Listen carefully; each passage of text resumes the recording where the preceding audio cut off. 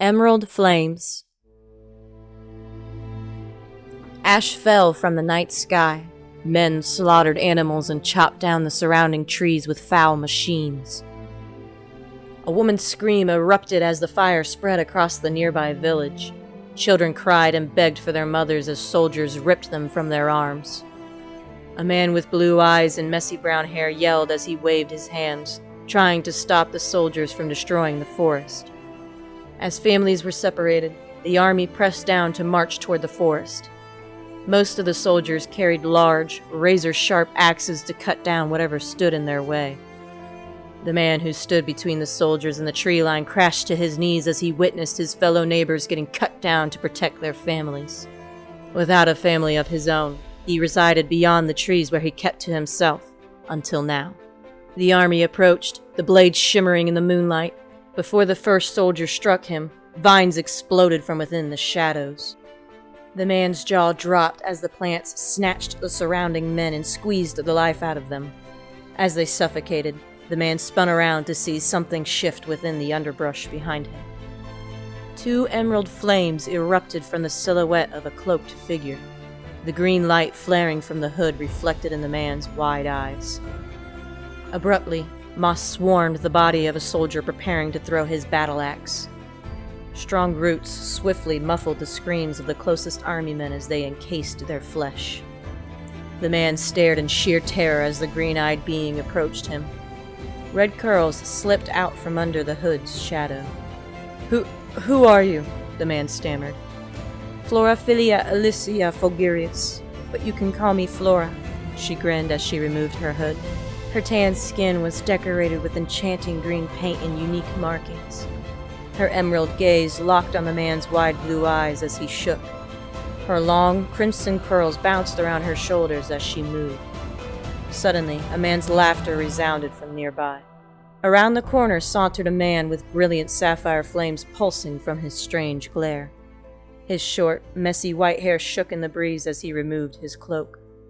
As it fell, the fabric dissolved in electrical sparks. The newcomer's skin was tan with dark blue and purple veins underneath, pumping his divine blood. He rapidly raised his hand toward the burning village. Promptly, bolts of plasma erupted from his fingertips and electrocuted the remaining soldiers' tormenting families. As they crashed to their knees and their hearts stopped beating, the man lowered his hand and turned to face Flora and the man she saved. "As if this moron could dream of pronouncing thy full name," he grumbled. "I am her half-brother, Cyrus Arithus Phaeton Fulgurius. Not that this hasn't been fun, but it's time to get going." Flora frowned as she shook her head. "Come on, let's move on to the next one," Cyrus declared. "Wait," snapped Flora. She slowly turned to face the man she saved. "You were fearless to risk your life like that, especially with just your voice and body. I know your kind isn't exactly invincible or possess any powers like ours, so she thinks thee art courageous. Kiss her already. I think I'm going to be sick," he grumbled. "Why doth thou insist on socializing with them? Thy desire to be different is disgraceful to thy ancestors. The blood in our veins, a gift of thine thou take for granted. Thou shalt one day awake from thy foolish dreams and fulfill thy purpose. Don't you have someone else to annoy?" Flora dryly retorted with a raised eyebrow. Cyrus rolled his eyes, and with a snap of his fingers, he disappeared. The man continued to shake as he witnessed Cyrus vanish into thin air. "Don't fret, I'm not going to hurt you," she smiled brightly. "What's your name?" "Jake," he muttered. "You speak differently. Why is that?" Flora sighed. "I choose not to speak like the prudes I exist with simply because, as he said, I wish to be different. I am grateful for my abilities. However, I believe humans like you have more to discover within themselves. Every being has something special inside its core, dying to break free from the shell holding it back. I see in you a deep passion for the world and nature's incredible ways." Jake stared at Flora with a curious gaze. You killed those men, didn't you?" he stammered. Jake's blue gaze scanned the village as he frowned. "They destroyed everything. But they were stopped from taking your people and destroying this forest.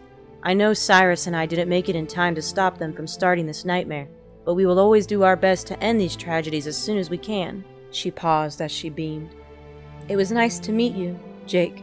She stepped back as the emerald flames around her eyes reignited with a flash. I must go now, but I hope to see you again, one day. She dipped her head, and before he could speak, she faded in a massive green flame.